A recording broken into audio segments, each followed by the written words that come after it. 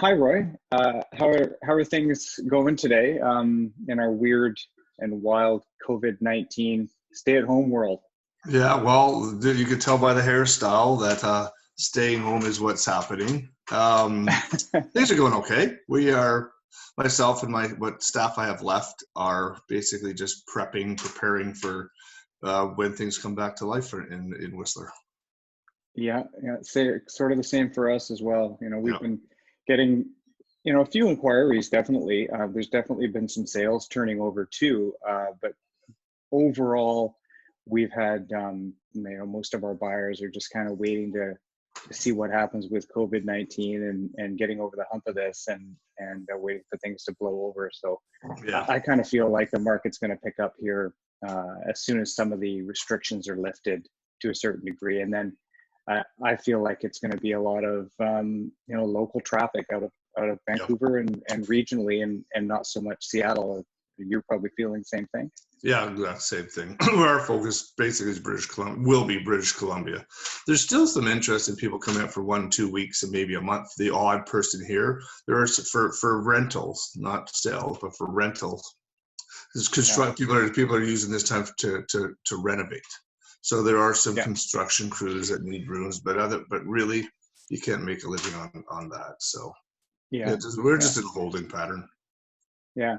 Well, just to circle back real quick, Roy, tell us a little bit about your business. You're in the rental management business.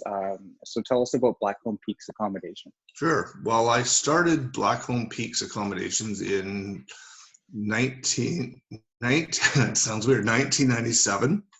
I purchased a 2-bedroom at the Aspens. And I think back in the days, Powder Resorts was basically today's Resort Quest, Wyndham. They've just kind of sold, it's gone through the company buyouts, and they managed my property. And after about 4 or 5 months, we were so unhappy with the service, the revenue, the condition that our property was left in, I decided to self-rent. And I started renting my 2-bedroom myself. And then 4 or 5 months later, it did so well, so much revenue. Talking to other owners when you're sitting in the hot tub or having a beer, they were unhappy with the front desk, and they asked me, "Hey, would you rent mine as well?" And then they told somebody. Then somebody told somebody on a chairlift, and somebody told someone at the bar. And Blackcomb Peaks grew, and so we went from one property to currently, I think we have 105. And July 2019, I bought WhistlerAccommodations.com.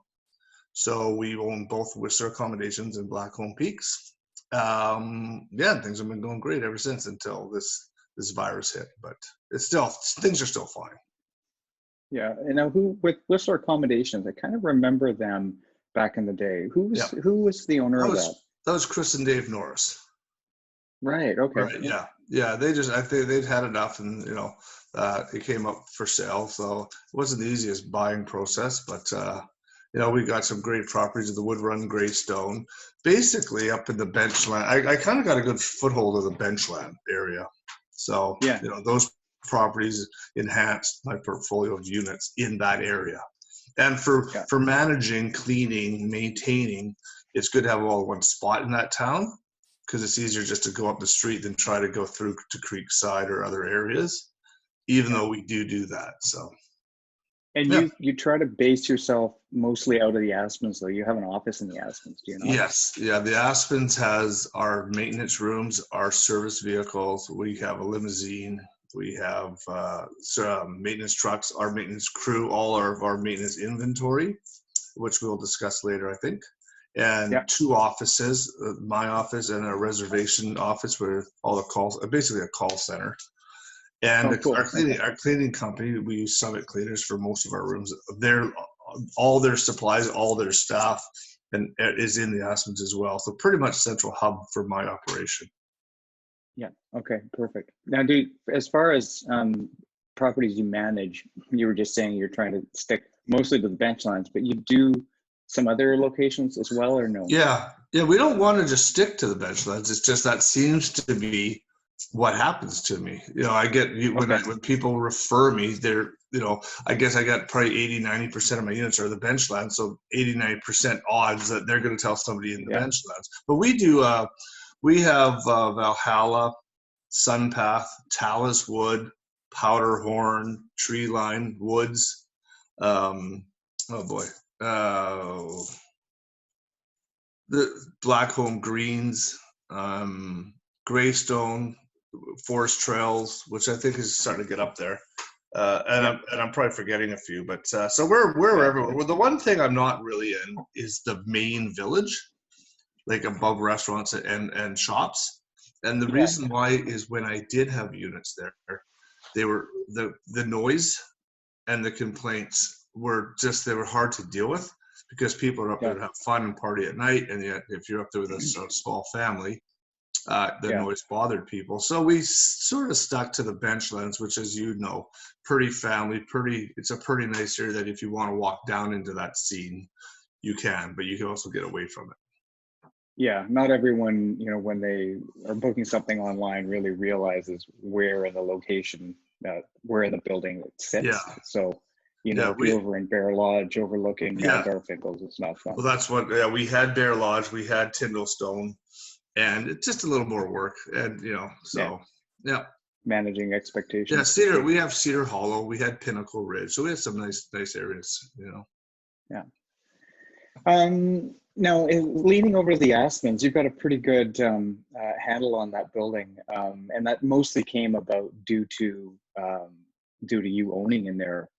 You have some suites there personally yourself as well, right? Yeah, I do. I have at least one, and then we have two in the family, two bedrooms. I have 3 2-bedrooms there. And the Aspens works so well for us. Out of the 22 years I've been there, I've been on the Strata Council for probably 18 of those years, 19 of those years, maybe. So kind of got a real good handle of the building, the culture, what the owners want to achieve out of there. So the Aspens runs really, really smoothly. It's a great revenue building. The value, they just go up and up and up. So it's not a bad place to be. Yeah, the Aspens has always been, as I like to call it, sort of the gold standard type of a building. You've got two things really going for it, is that you're right at the bottom of the mountain, and then of course you're on the slope. So you just can't beat that.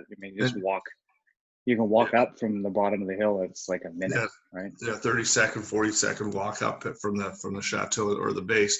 The other thing is having your fingers in what's going on. Like if there's a pool renovation, if we're redoing a courtyard or hallway renovation. I represent about 80 owners in that building. So the owners get a say. They use me as kind of their leverage card to speak to for when voting, voting in a council, or what we'd like to do, what we don't like to do. So I think it works out pretty good there. Yeah. Now, is there anything in particular happening over at the Aspens at the moment in terms of strata renovations or roof stuff? We're right now, I think we just had our elevators redone. We're just kind of cleaning up all the mess from the winter, the power wash parking lots and washing the parkades, and I think we're redoing. There are some big plans where our hot tubs are being repaired, new pool decks being put on. New pool deck, heat trace didn't work, and so that was replaced last year, but we ran out of time to paint. And then I think we're going to be digging up around the building soon and waterproofing the concrete, because we've got some water ingress, as well as we're redoing the courtyard from brick to go, I think, concrete stamp. Oh, cool. And that's a big project, but otherwise, no, the roof, everything's in pretty good shape. Yeah, well, that's good. Now, part of your services that you provide to your clients with respect to rental properties. Now, I know that you've done some renovations or coordinated some renovations for people in the building and maybe elsewhere in other complexes. Is that something you can speak to? Yeah, we do that. If owners want to have something renovated or purchase, we'll do anything that they ask us. So, like example, someone wants new carpet and a hide bed and a new couch. or a new fridge. All they have to do is pick it out, pay for it or not pay for it. We can take it out of future revenue. We'll pick it up in Vancouver, bring it up, install it, remove the old, get rid of the old product, throw it in take it down to the dump or the reuse it center. And we don't charge for any of that. It's part of my fee. Or full renovations. We'll basically contract or manage the projects as well as do as much work as my staff are capable of for no charge. And the reason why we do that is I always had this theory: if you're willing to pay for the upgrade, that also then makes my company look better and less customer complaints and less issues, then I don't mind doing the work. So it's a win-win. You pay for it, I'll help you do it. We both benefit by higher revenues and better occupancy. So that was always my theory, and that's why we have a full maintenance staff. We have 2 or 3 full-time maintenance men, vehicles, and storage rooms with inventory and all the construction tools you need to do any renovation in Whistler interior. Yeah. And that's an important point too. I think that, you know, you having the staff there and having materials, like you can do the work pretty quickly. Yeah. I mean, I think you and I have spoken before. I think that even trickles down to, like, you know, if someone's TV breaks, you know, in the middle of someone's stay, you can jump in there and replace that quickly. Yeah. Even with this COVID-19 issue, we've the people I've kept on are my maintenance team. So I think we have 1 reservation girl, but all my maintenance guys are still there. So example, if during a stay, someone checked in and the dishwasher started leaking and the hide-a-bed frame they was bent, or the TV just went on the fritz, or an element on the stove burned out, we would be able to replace it within an hour and a half, 2 hours, because we have the bodies, 24-hour maintenance, and we have brand new stoves, brand new TVs, brand new dishwashers in stock in the Aspens, in the underground. So we don't have to go to Squamish. We don't have to go buy one. Everything's there. Just shoo the customer away. Go down to Merlin's for a beer or something to eat. By the time they come back, everything's been replaced. So hard to beat that. And that kind of sets us apart, I think, from other companies, because I don't know anybody that can turn something that quickly with no cost to the owner. Again, the owners would pay for the broken product, but the labor, everything, all that's included in my fee. So you don't get charged $20 to come screw in a light bulb, $30 to bring a kettle or a coffee maker or a carafe for coffee. We don't nickel and dime our owners. Yeah, and I think that that's what drew me to work with you guys a lot over the past few years, is that I know that you take care of things and handle things really well. Yeah, it gets the feedback from your customers. You'll know how we do, right? Yeah, absolutely. And we are trusted partners like you guys. Our maintenance program is the key. It really is, because you know what? We all market. We all market on the same websites. We all have snow. We all have reservation desks. We all have rooms. All the rooms in all the companies, they're pretty much nice. So what's the difference between management companies? Is how friendly your staff are, how they handle adversity, and the condition of a property. And when you check in, if something's wrong and the customer goes off right away, that's how you put that fire out fast. And usually they don't want to wait around. They didn't expect something to go wrong. They want extra blankets or extra pillows and they're not there. They expect it now. The only way to have now is to have bodies and the product down the hallway, and we do. So I won't say it's easy to run a business, an accommodation business, but that makes it a lot easier. Yeah. Yep. Now with COVID-19 happening right now and everything kind of on a lockdown and Whistler Village almost completely closed for the most part, how's that affecting you guys? How's rental management affected? Well, basically all my staff that you had to train and get all, we were a little family, because I'm not really upper management style guy. I'm more like in the trench guy. I have a couple girls that are more management, more polished, I'd say. So I had to let all my friends go, and a lot of them were Australian or from Europe, so they had to get on planes and go home. So that kind of, that was a big kind of a bummer, because now I don't know, will they come back? I don't know. So we went to pretty much a skeleton staff, and basically the place is empty. But what we have done, that I don't know if other companies are doing, but we've sent letters out to our owners, because a lot of people's insurance policies state that they have to have occupancy to kind of watch over the place. That if you read the policies, somebody's supposed to be looking after these places. So what we're doing right now is we are using this time to shampoo carpets, upholstery, clean barbecues, paint. They go unit to unit to see what's wrong, like what's wrong, fry pans, dishes, what's missing. Basically ramp up for when life comes back to normal. But we're also checking every unit once a week, every 7 days, flushing toilets so there's no rings around the toilet bowls. Make sure the P-traps are full of water so no sewer smell can get back into the units. And basically just managing the units for free to make sure there's no break-ins, there's no bugs, mice, ants, anything that might come in, the ants in Whistler in May and June. So we're basically continuing to manage and watch people's investments at no charge until they're occupied again. So our maintenance staff and myself, we're still very, very busy doing that. And this so-called government rebate, 75% of paying for wages, helps. So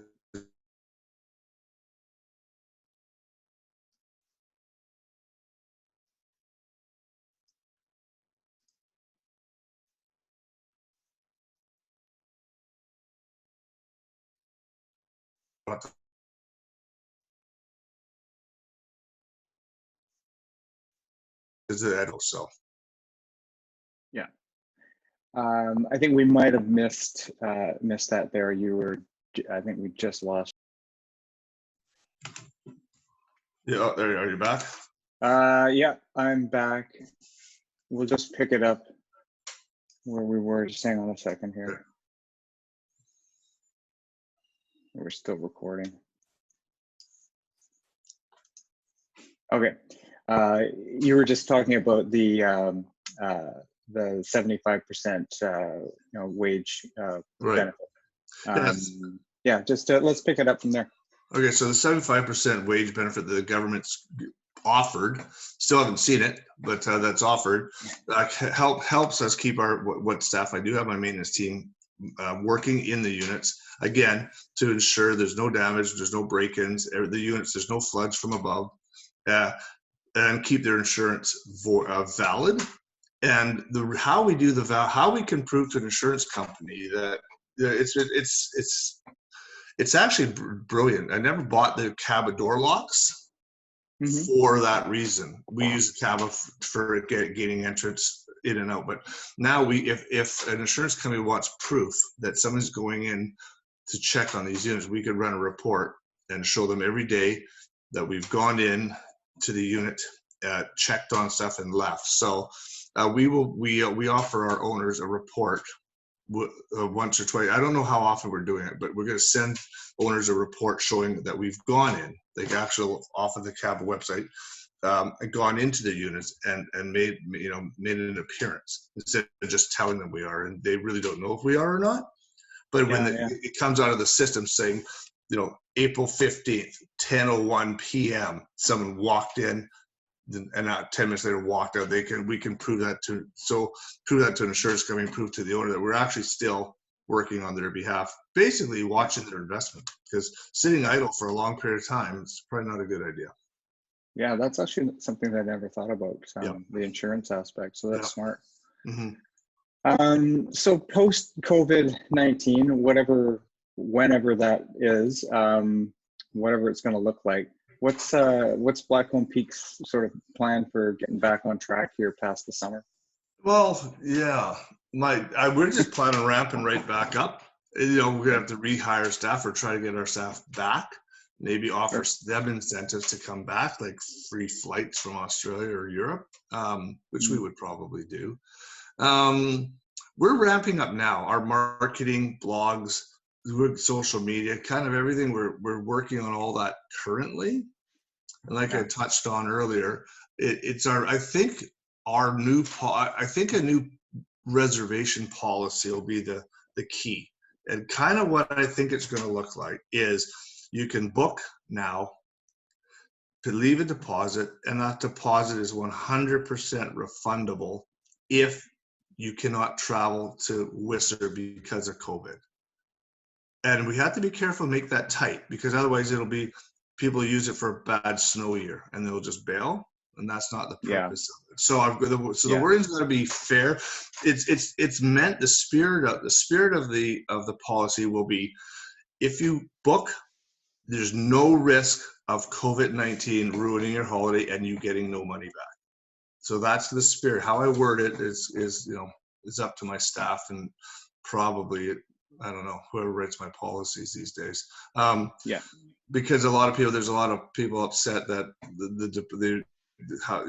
how they got their money back from the last like December, March, April. I think that's when people want a refund. Some people gave it, some didn't. Some gave some money back, some didn't. Airlines. It was a bit of a mess. Yeah. So if mine's like, and it has to be worded where if you choose not to come, that's your fault because you're worried. But if you can come, then you don't get your money back. But if there's no way you can come because the airlines aren't flying, because the border's closed again, because COVID's in Whistler and it's freaking you out, I think those are all legitimate reasons. Because you decide you don't want to travel to Whistler. Well, I don't know if that's, we all have to run a business. Owners, I represent the owners, but I also the end users are important to me. So it's a very tight rope. But I think that'll bring people back and get early bookings. And if that doesn't get you early bookings, I don't know what will. Like zero risk. If that doesn't work, I don't know what will, other than free. Yeah, and if there is a lifting of restrictions here, let's say next month or in June or something, maybe we can salvage a little bit of the summer here and get some of the regional traffic out of Vancouver coming back up to Whistler. So they're talking about lifting a bunch of things by middle of May or end of May, back to 60%. So I don't know what that looks like or what that's going to be. But Whistler, if we can pull July and August out of the hat, that'd be pretty good. Yeah. But I think my owners are kind of expecting December, January startup, and my company's kind of banked on we'll start for winter. Kind of the spring, summer, and fall are probably gone. If they're not, it's a bonus. Yeah. I also think Blackcomb Peaks is also looking, and Whistler Accommodations is also looking to grow a bit. And I'm not sure how many companies can survive through this. But if other owners, if there might be some new inventory coming my way, so I'm hoping that some people are looking for new management. Then I'll pick up 2 or 3 more. But that's a little bit of a shakeout for sure. Yeah, could happen in a lot of businesses. It's a long time to go without a paycheck, right? So. Oh hell yeah. So if someone is looking to make a switch off of their current rental management company, interested in finding out more about your services, what do you think they should do to find out more? Well, probably the easiest thing is go to blackcombpeaks.com or whistler.accommodations.com and type in those domain names, because if you go on a search for Whistler Accommodations, you get every company in the world that's spoofed my name. But whistler.accommodations.com is my company name. Have a look at the website, read the testimonials, read the owner comments, and you'll see what owners think of us. And then give us a call. I mean, my cell, 604-818-8344. Call me directly instead of going through a switchboard and my staff, and I'll give you any information you need. We do a couple things differently when looking for new homeowners. We will actually have you into our office, or I'll come to your home, or we can do a Zoom style format, and I'll show you actual data live off our databases, not printouts of paper saying you'll make this much or you should make this much. I'll show you a unit in the building that you're interested in or similar. It's close to the same building as, like if you wanted a wood run, I'll get you a wood run. If you wanted a forest trail, we would go Powderhorn or forest trail. So I'd give you actual numbers, past and current, and And that way you can make the buyer or the owner can make a decision based off true actual numbers, not whatever I type on a piece of paper. Not because we all know how that game's played, right? You know, you say to an owner, oh, you should make this much money. Then the owner says, oh, I didn't make that much money. And you say, oh, well, it was a bad snow year. Well, yeah, okay. So we'll show you the actual history. And I find that way the books are open. You start off honest. Don't overpromise, because I'm not the one going to want to be the guy that says you make this much and then you don't, and then you're kind of suffering. You know, you're spending money you didn't plan on. So if anything, I go low to be safe, but those are things I do, best way to get a hold of me. And again, we also let you talk to our other owners. If you're interested in signing up with our company, we'll give you phone numbers of owners that you pick off the website. So they're not friends of mine.